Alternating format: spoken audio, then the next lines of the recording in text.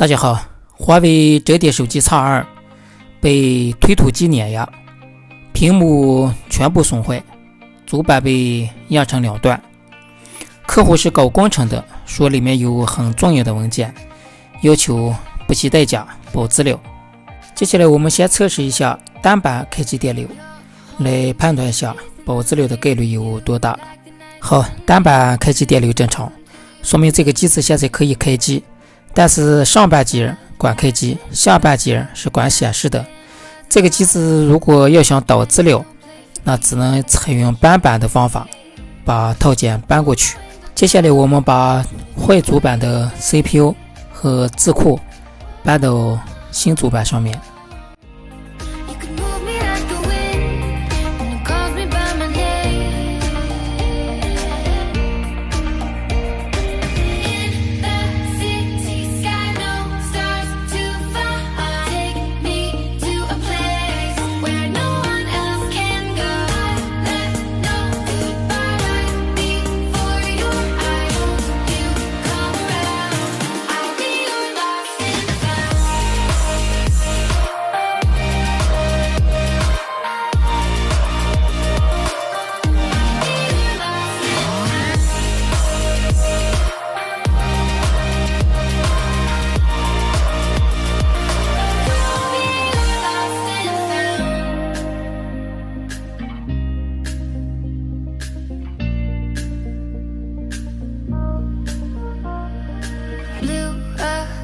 Thinking it might convince you to come roll with me. Deep down I know you need seaside air mixed with your tango hair under the moonlight stare. No need to speak. I roll my window down. What if you were here to stay?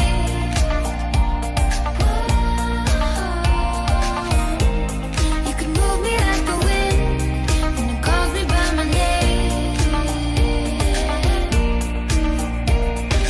In the city sky, no stars too far.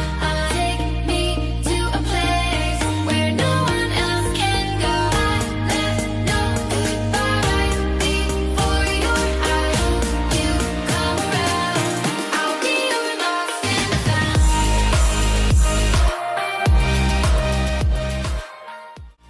好，搬完以后我们再测试一下开机电流。如果开机电流正常，咱们装机测试。开机电流非常完美，装机再测试一下。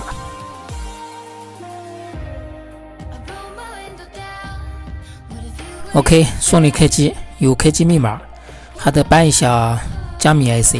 加密 IC 在下半截，如果不搬的话，输密码会死机。接下来咱们再操作一下。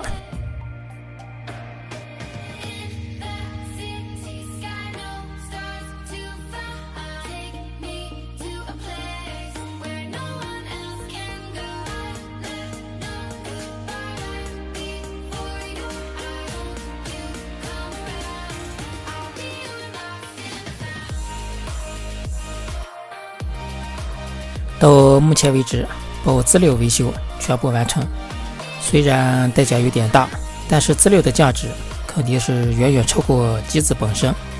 那么这期视频我们就拍到这里，我们下期视频再见。